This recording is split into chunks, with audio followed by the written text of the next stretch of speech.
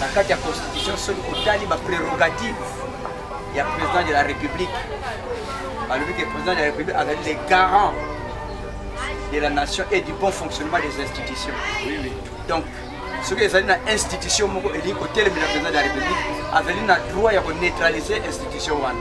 Oui, autant que Congo est à 5 ans, les parents n'a pas fait ce qui va 40 000 téléphones, iPhone, Android, parce que les gars à 17 000. Il y a 17 000 là, on a 23 millions au bas. Le président de la République Azali le seul mutu oyo na ba institution oyo ba poni na suffrage universel direct. Oyo ba voter na Matadi, ba voter na Kasumbalesa, ba voter presque partout. Il est le seul. On nous sortait l'autre député ba voter dans ma circonscription mon hôtel. On a va voter dans ma place mon hôtel. Donc on a le pouvoir mon côté de hôtel na président. Je vous donne un seul exemple. Le Lenge et les gars en Angola. Dans le Lorenzo, le président de la République d'Angola. Élection Salamagi. Et la petite grenouille qui voulait se faire aussi gros que le bœuf. C'est qui là? Donc, on donne la ligne là. Ça a un film, ça a un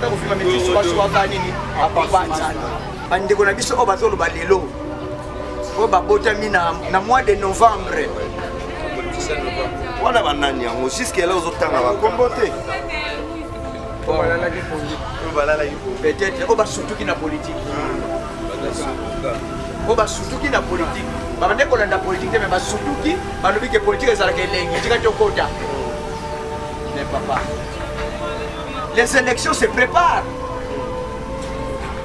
Préparer à l'élection. Mais ce que yo lobby bango ba surtout qui na pongi mais na moni bino pe parti ya munene le ba yo parti national vous venez go signer au salaire lien na Vital Kamerhe oyo pesa parti parmi ba parti moi Mickey ou INC les acquis pourquoi pesa bino batu pourquoi pesa bino force bozana ngo expliquer biso non pourquoi bo salaire lien na Vital Kamerhe.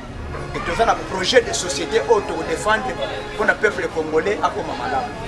Donc, il y a un mogo, il y a un lobby, il fanatique. Parce que quand on a lancé le premier chantier, il y a éducation pour tous. Et moi, dans l'école primaire et maternelle, à foutre nervale. Quand on a pour un changement, on a pour un de PST. On a pour un première fanatique. C'est la volonté politique. Place Oyo Mbongo et Baneko Kota na mabinga ya batu. Parce que Oye dit bien que l'État congolais est pauvre. A comment qui pauvre? Ça n'a pas pas à Mbongo. Oyebi. Faut y pas ngopé. Est-ce que tant que mon Mbongo a ko sala pe musala on a ndenge ya solo.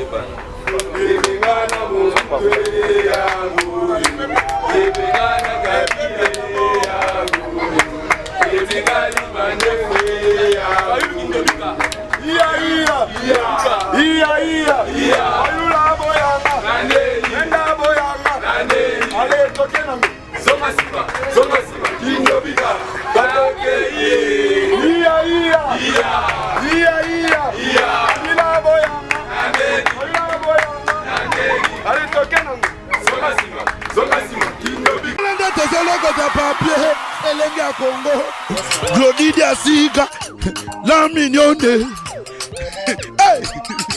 la mignonne, Tracy Mbelenga bro, Tracy Mbelenga bro, kata. Maxi Bio Café, yango.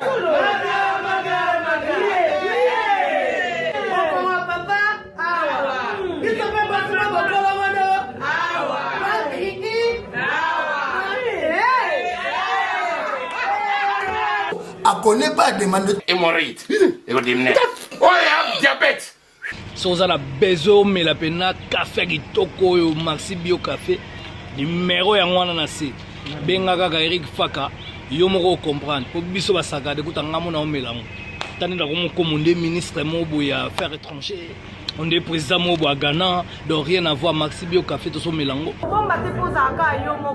Expliquez mon ninga soit un problème na couple. Expliquez maman, t'es longo ils ont mis sa biso na couple yango. Ok.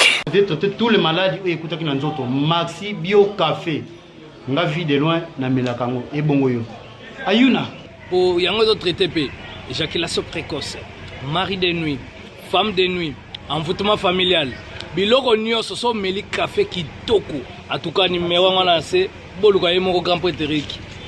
Bio Café et au salation de Teleng. Tomelaka na bino yango. Force Mbetu. Danger. Maxi Bio, café original.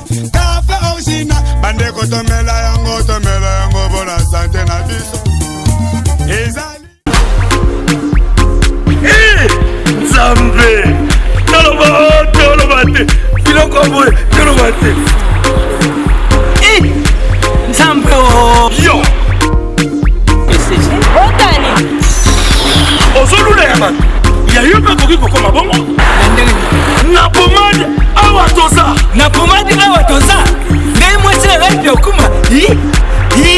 Olingi osomba pomade naturelle awatoza en ligne. www.awatozaarkem.com www.awatozaboutique.com Soit appelé au numéro 00 33 75 11 10 975. Bonne adresse, il y a Kosomba Pomade Awatoza 70 rue Marcadet 18e arrondissement métro Marcadet ligne 4.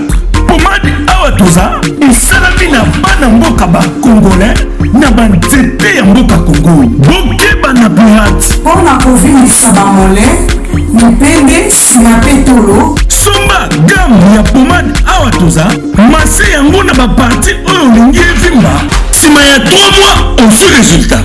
Allez. La pomade Awatoza. Moi c'est un pas commune qui bokon. Na pomade Awatoza. Mesdames et messieurs, merci d'avoir choisi votre émission PCLA++, toujours présentée par Mathieu Bonchi. Merci à tout le monde, cher Internet, Bandeko Batel Arabiso Libanda et Balobi. Le monde les a toujours dominés par Félix Tshisekedi, notre président de la République, Oebima qui n'a pas irne na biso. Bato belé bazali banda ba confusion ezokota ebelé donc aujourd'hui Mathieu Bonchi avec José Diasuka, donc grâce à Hélène Yakongo, to beti tout na ba base tout ya changu to yeba eloko nini koleka masolo nini kokende parce que information et bandande awa donc biso to kola koto yo to yebi ndenge ba policier ba roya bazo panza batu donc bamne banda awa mais lelo et rêve comme réalité. Félix Tshisekedi président. La première tour élection, mais première tour na mboka na biso to éviter so etikalaka bango nde baza mieux placé ya kopesa biso d'information. Merci na bana poto ba otala biso, merci na ba combattant ya poto o bozela tant ebele changement ezala na mboka na biso. Je suis là avec eux donc bana sima na ngai mais na roya mato solo là to eba masolo ezokende. Parti du peuple. C'est l'IDPS. Parti du peuple. C'est l'IDPS.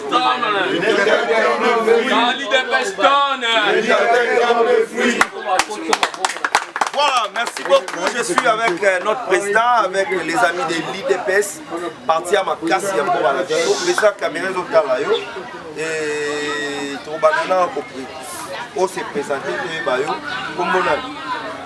Président Jean-Pierre Massé. Ya comité sectionnaire ya nchi.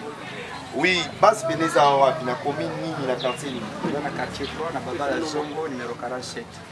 Voilà, merci beaucoup. Basangozo Panzana partout. Est-ce que tu as de l'autre information et bandeko balobi que président Tshisekedi a trahi mboka na biso. Yoko lobanini par rapport à na éviter ça ba komi ko bossa na étymologie ya ba mot.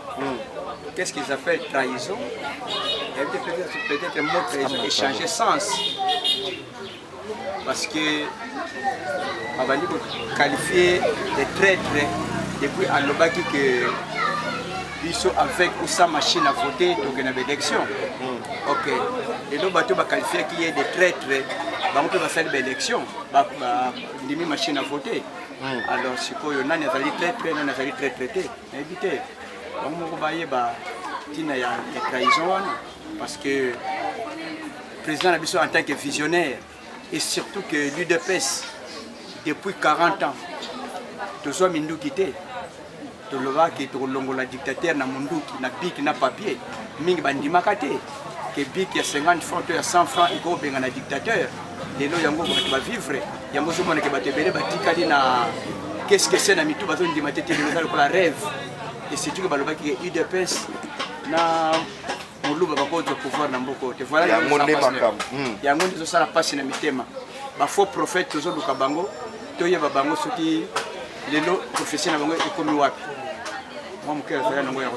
Mais si quoi autant bazolo banabiso ke boteki mboka par rapport ya ndeko na biso Kabila na siège ya pouvoir ya ba député à l'équipe de ba député belé bino mo boza soki na 45 députés bo travailler ndenge ni bo pesa loi na mboka na biso. Merci beaucoup. Na kanisa mingi bazo sala politique ya balabala. Mais biso na IDPS ezali école de formation. Totanga ka mikanda nyonso oyo totanga samboka principalement la loi fondamentale oyo ebengi constitution. Na kati ya constitution soli otali ba prérogative ya président de la République. Balobi que président de la République azali les garants de la nation et du bon fonctionnement des institutions. Oui, oui. Donc, ce que les institutions moko et côté le président de la République avait le droit de neutraliser l'institution. Donc, les parlementaires ou les soi-disant la majorité, on a constaté en côté. Parce que la majorité va constater en côté du Parlement. Le président a nommé informateur. Informateur au tamboula, au salaire contact par-ci par-là. Au cas où, ceux de la majorité essaient de dessiner de l'autre côté. Il y a ce qu'on appelle aussi le régime de cohabitation. La France, tout le monde a entre Mitterrand et Chirac. La Niger et Salamaka. Mais ce qui le président a proposé loi, pour un intérêt national, et qu'un groupe d'individus va faire passer la loi une fois, 2 fois, 3 fois. Je crois que la 4e République, le président a amené. Il y a un référendum. Soit il y a dissoudre le Parlement et dans les 120 jours qui suivent à organiser l'élection. Et au salam. Tout est possible. Tout est possible parce que rien n'empêche. Parce que nous avons rêvé. Parce que M. Kabila, à partir du 22 février, du 22 janvier, il a toujours président. Non. À partir du 22 janvier, M. Félix Tshisekedi a comme commandant suprême des forces armées, a comme le magistrat suprême de la République, a comme commandant suprême de la police et des forces de sécurité. Donc la puissance du pouvoir, vous n'allez pas naïr. Donc, et là, vous empêchez de prendre des décisions pour prendre au terme de Sambo. Et bien, vous avez un protocole, vous avez un protocole parce que vous avez un protocole. Vous avez commandé des Chibala azalaka. Est-ce que pendant que vous avez parce que le peuple congolais, l'élite temps belé, nous avons posé les sous bateau et bakonza biso pendant temps belé te bazongela biso. To komona biloko wana souci. Merci beaucoup. Nous sommes les éléments solo ya Angela. Nous sommes à kati ya mikanda. Nous sommes à kati ya mikanda. Président de la République azali le seul mutu oyo na ba institution oyo ba poni na suffrage universel direct oyo ba voter na Matadi, ba voter na Kasumbalesa, ba voter presque partout. Il est le seul. On nous sortir l'autre député va voter dans ma circonscription mon hôtel. On a va voter dans ma place mon hôtel. Donc on a le pouvoir mon côté il y a hôtel na président. Je vous donne un seul exemple. Le Lenge Elekaki Nangola. Tant que Lorenzo Aponi est président de la République d'Angola. C'est une parenthèse, je vous dis. Ok. Balobi que non, à la étiquette, n'est pas terme où utiliser toujours. À l'étiquette, parce que Eduardo a toujours wana. Mais Lorenzo Loba n'a pas il n'y aura jamais 2 présidents en Angola. si M. Eduardo est le chef du parti, moi je serai le président de la République. Et Nakanisa, à peine 3 mois, 4 mois, Laurent soit comme président de Monaki, a bandé pour attaquer l'intérêt du régime. Nakasa Mkola Lelo, Bana Eduardo dos Santos, Toyebi Lenge va pour le Angola. Donc ne vous en faites pas, mes chers amis. Le président Félix a été élu. Hormis Makambo Batibaza Kolobapamba Pamba Yanzela et Mike Mike. Élection Salamagi. La petite grenouille qui voulait se faire aussi gros que le bœuf. C'est qui là? Ah, je ne vais pas citer les noms. Non, il faut citer parce qu'on est ici en direct. Il faut citer les noms.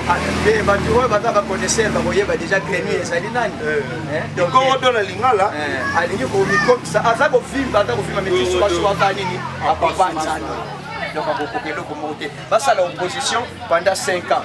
Vous savez, mon cher ami, la politique, les alliés art et les alliés science. La politique hasard et zalakate. La politique hasard et zalakate. Na kanisa IDPS. Les alliés parti au lobby, les alliés parti national. Ah? Les alliés parti IDPS parti national. Ok. Parti national que sur le lot au Tamboli na RDC Mobimba na kwenyo soyo kokende. Okukuta IDPS place 1. Okukuta drapeau et IDPS za ko flotter place 1. Par contre, bande ko na biso o bazolo balelo. O babotami na mois de novembre. Wana banani yango jusqu'à là ozotanga ba kombote. Peut-être o ba surtout qui na politique. O ba surtout qui na politique. Babande ko landa politique mais ba surtout qui balobi que politique ezalaka elengi tika tokota. Mais papa, les élections se préparent. On prépare l'élection. Mais ce que tant yo lobby bango ba sutuki na pongi mais na moni binope parti ya muneni loba yo parti national. Vous venez ko signer au salaki lien na Vital Kamerhe. Oyo pesa parti parmi parti moi Mike ou bien Nicolo INC. Les acquis pourquoi pesa bino batu, pesa bino force boza nango, expliquer biso non pourquoi bo salaki lien na Vital Kamerhe. Bon, la politique les alliances conjoncturelles. Et surtout que pour ça l'alliance na Kamerhe, les alliés m'abêté. To yebindenge makamboleka na Genève. Quand ça osanye koye baté makamundenge elekaki na Genève. Sur totali sur le terrain. Na 2011 élection Salamai mapona mesama na mboka oyo. Vital Kamerhe bimai 40e. Troisième. Tant vous battez à Genève, banani bazalaki na Genève. Ce total na ordre ya préséance. Ceux qui osui Matungu, osui Musitu, osui Katum. Bemba. Bon, Tozi Bemba. Nayemo Fayou, Oyo, les jokers d'aujourd'hui. Ah, les jokers à Bata Sutuka. Joker à Sutuka. Moto Boyibi pouvoir moi. Kozanga koyeba nde IDPS. 8 critères que Kozanga koyeba IDPS. Nakanisa soki oyebi IDPS malamu okozala na moi eloko babengaka modestie, moi humilité mpona ose comparer na IDPS, moi humilité lelo yango outi kotangela ngaki balobi de l'autre côté bazwi soki 350 députés ainsi de suite olobi yango on les a confirmé mon cœur. Otangi yango ok. Mais siko bato mosusu wana ye mutu wana mosusu na joker azwi combien de députés? À l'équipe de Yaza au moins 80 quelques. Combien de pas? Décidé de dynamique de l'opposition. Ok, bon en fait, IDPS, nous devons se comparer à IDPS à l'Italie. Nous sommes même dans la polémique, il y a des députés. mpo na nini Félix azwi 38% oyo baproclame na baresultat. Or na lolenge toyebi candidat nyonso ya UDPS oyo afotaki Félix afotaki député ya UDPS. Donc soki tosali déduction soki osali 38% fois 500 députés divisé par 100, donc l'UDPS a moins 190 députés. 190 députés. Mais tu vois qu'on a la polémique qui en a été. Le côté aussi de Sud, ils sont pas et l'oiseau bomabino de cas au conduana, à Cortez Pi, tellement mon conzazo le cas. Mais moi, Kabozo Bossanake, ma quota va député, beaucoup kokati. Loko bozo yebate à moi. Ok, mais na uta kotenga na yebisa de loko monte. Na article 68 na 69, ma prérogative au président de la République. Azali les garants de la nation et du bon fonctionnement des institutions. Donc, le président de la République, tant que ça musala, tant après ce programme naïe. Bon, je vais donner un exemple. Donc, le président de la République va nommer au sein de la majorité parlementaire le premier ministre. Ok? Oui. Donc, place majorité Zali, le président de la République a ôté la Moutounine, on a place a nommé le premier ministre. Tant qu'il a commis premier ministre, a koya kosala programme il y a président de la République. Donc Azali les sources de premier ministre il y a majorité mais Azali premier ministre il y a président de la République a kosala programme au président a fait sa promesse presque partout dans où il y a tamboura. Ce qui a fait malamu le président de la République a relongolé a changé sous. Vous comprenez? Donc inquiétude des alités. Inquiétude des alités parmi les 16 priorités où il y a président de la République il y a une chance il y a Botanga Yango il y a un passeport pour le changement des alliés. Donc tout un projet de société autour défendre pour le peuple congolais à comme malade.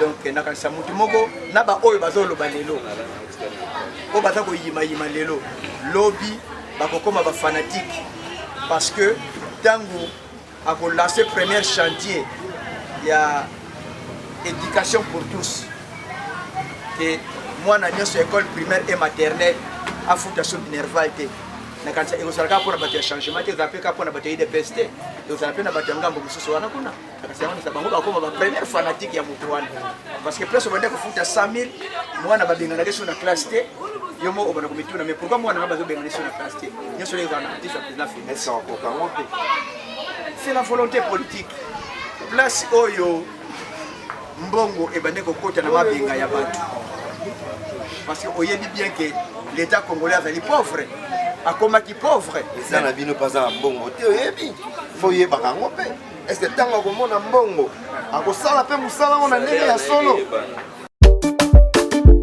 Les amis, regardez bien cet endroit. C'est le salon LTC, le meilleur de Bandal.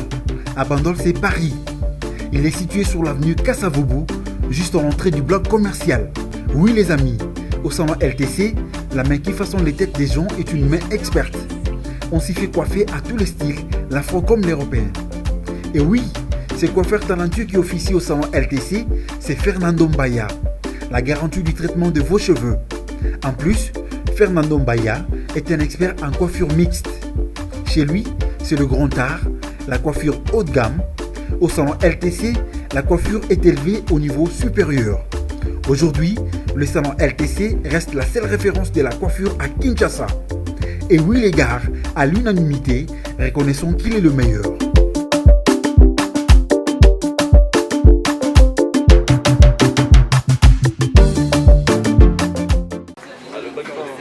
Pompiaka elobisaka mutu mawa mususu ntango komona mpe mbongo okomi mpe na baide mosusu président.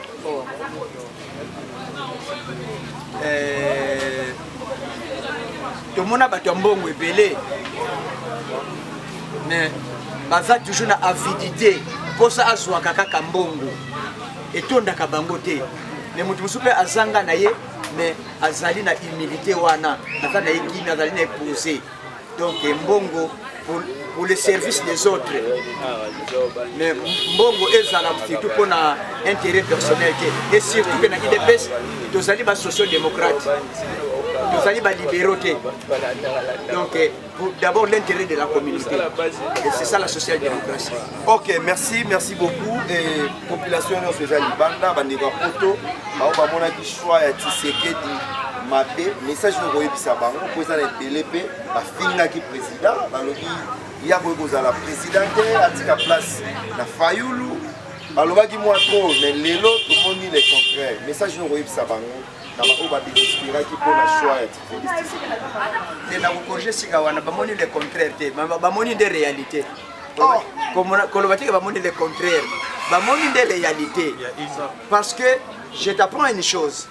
Tant que tu es à Genève, tant que tu es à Fayoul, mais c'est Ada Bombole Abimi, le premier à cette déclaration à l'objet que tant que le col à Fayoul, c'est aujourd'hui que l'opposition vient de perdre les élections. Pour rien le bien que je connais ces messieurs-là.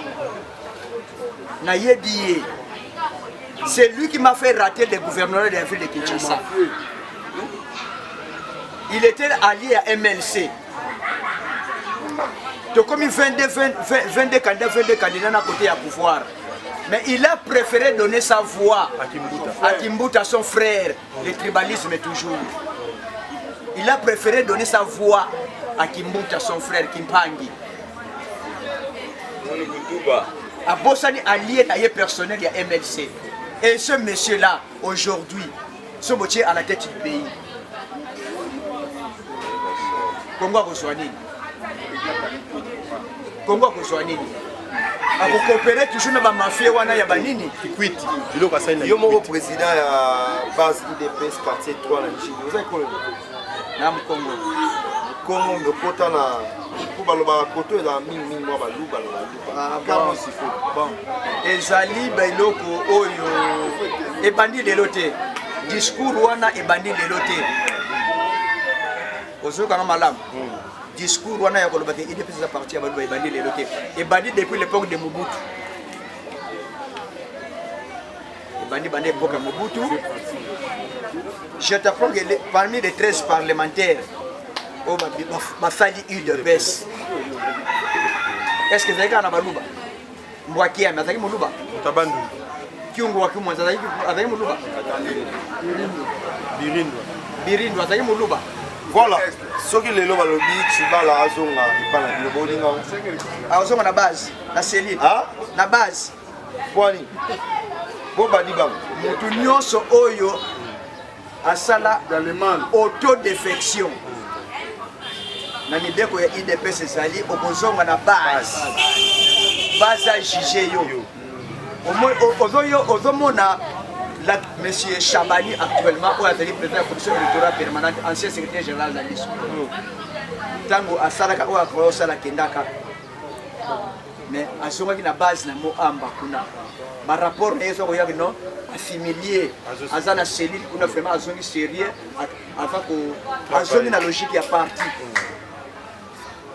Président Félix Tam a commis président ya parti a été récupéré na cellule na yekuna na moamba kuna donc a sali docteur va bien le meilleur culpa à reconnaître que oui na bunga kinzela a mérité ba suba tomboli mais au kozonga lisute lo yo chibalalo comme j'étais premier ministre le comme premier ministre to governe na ba na cadre IDPS au la sous cadre IDPS Zalzonga na Simon même maître Mokendi oyo olanda ki lobi na les bâtonniers la cour suprême na cour constitutionnelle azonga na base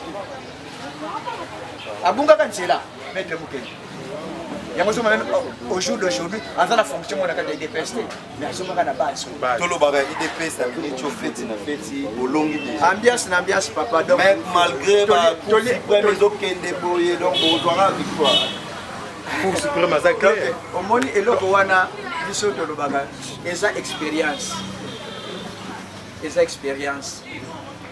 y déjà que ce que Seigneur s'est proclamé c'est là où moi kakodaka moi mais bango le kola ba yebité yango do sala ba trouble fait oyo parce que président Etienne Tshisekedi tanga proclamaka Kabila vainqueur alobaka ni alobaka je n'irai jamais dans ces cours là parce que je connais. Mais bango bayebi eloko moko te baza kosutuka kaka sikoyo pour wana ezali composé par qui par les pouvoirs organisateurs des élections. Vous croyez que c'est élection, il discrédit, ça le contraire, il y a au Seigneur Pessi. Conscient, mais quand c'est un journaliste, à des kiosques, moi, Ngai, le Réunion, n'a pas s'azardé. N'a pas dossier de l'outil comme on a couru. On a besoin des causes. Au jour d'aujourd'hui, M. Fayoul n'est qu'à côté d'une voie légale. Quel légitime? À qui reconnaître. Ceux qui courent à proclamer, à la fair play, à reconnaître les résultats. Est-ce que Fayoul peut vous ça à poste au ministère? Oh, mais d'ailleurs, président, les mêmes jours, tant que président sur une parole, tant que Christian Sagon est retourné à l'objet, naza koyeba ke ndeko nanga Fayulu eza kosala ye pasi na motema ezala lokola Ramazani Shadari ezosala bango pasi na motema mais naza kosenga bango pas se ressaisir nous tous travailler pour l'intérêt à Congo mais n'ont pas compris le message mais tel que je connais mon président avec la motema moya munene Félix est très différent mais on va découvrir Félix dans l'acte et dans l'action. Voilà, merci beaucoup. Ça est fini pour aujourd'hui. Maintenant, on va pas demander. Atami Balé, il y a Yamba, les potins, on a dit président. Et ça a donné. Bonjour, c'est qui ça a été.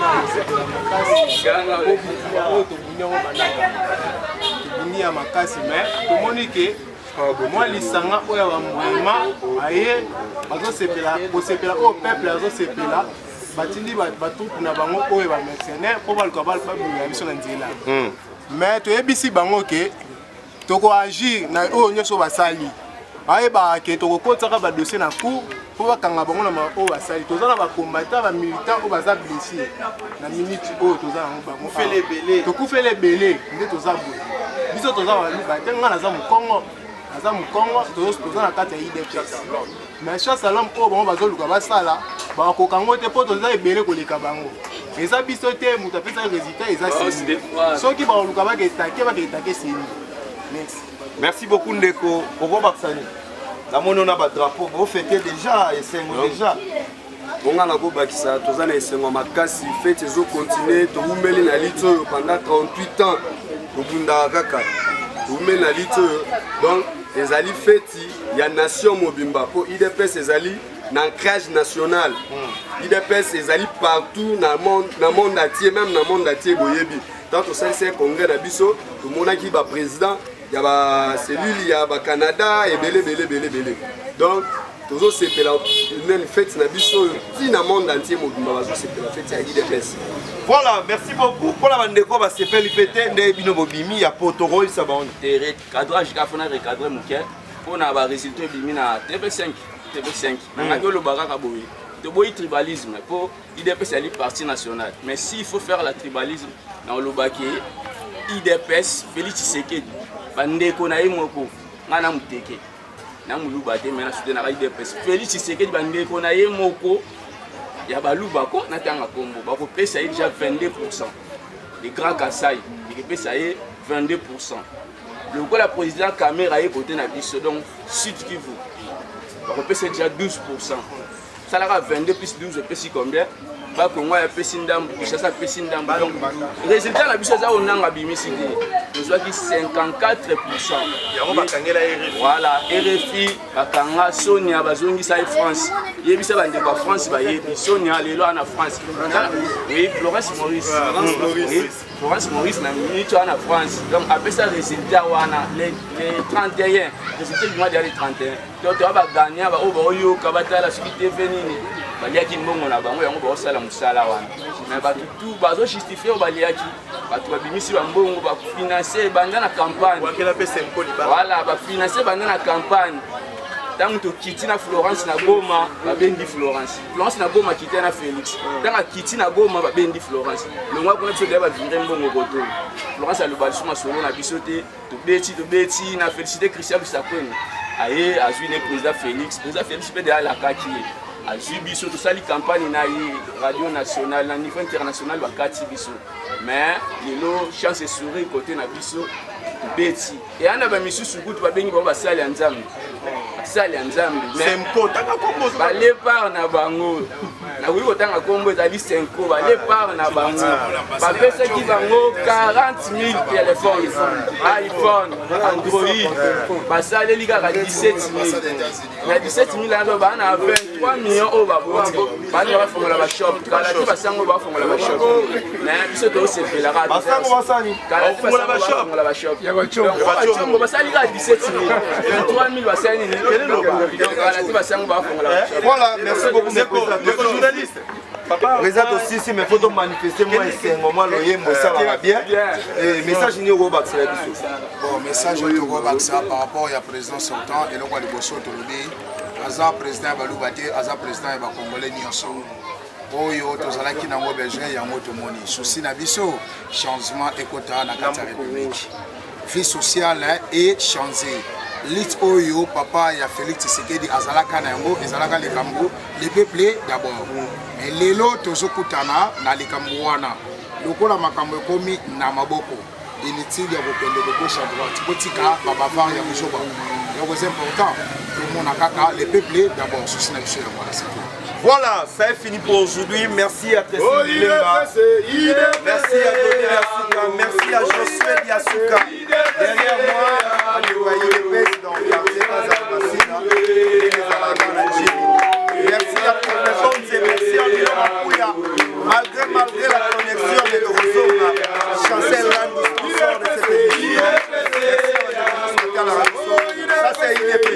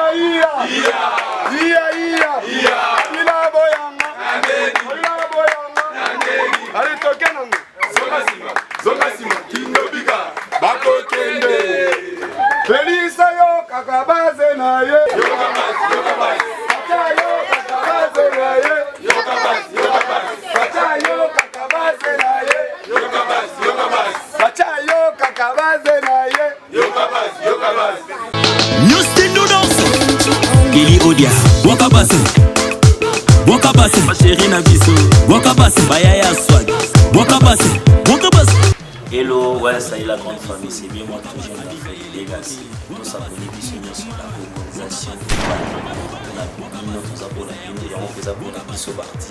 les amis pour la colonisation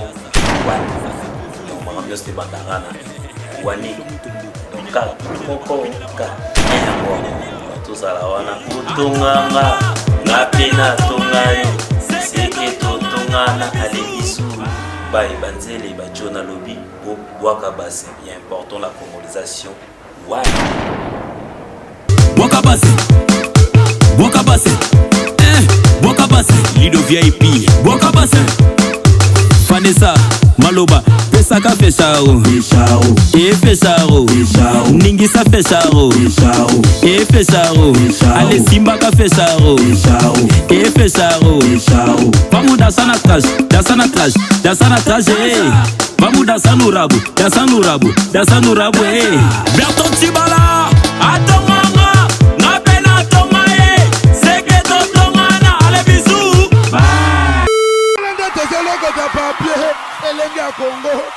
Glodidia Sika, la mignonne. La mignonne. Tracy Mbelenga bro.